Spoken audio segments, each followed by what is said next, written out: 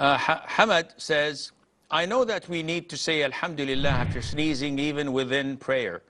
Suppose I am reciting Tashahhud and in the middle of it, I sneezed.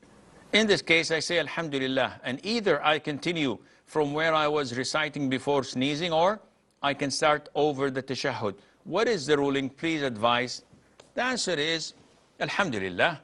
When you are reciting your Tashahhud or salutation upon the Prophet ﷺ, and you happen to sneeze, just say Alhamdulillah and continue, without the need to go all over from the beginning and repeat that. Just move on and continue after saying Alhamdulillah.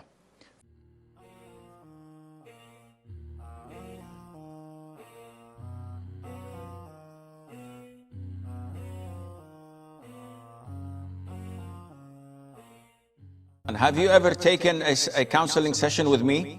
Go to my website and you will find counseling sessions and apply for one.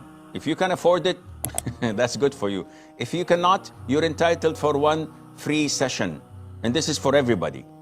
If they can affirm by Allah that they cannot afford it because they're poor, I'll give them one free session without a problem, a full half an hour.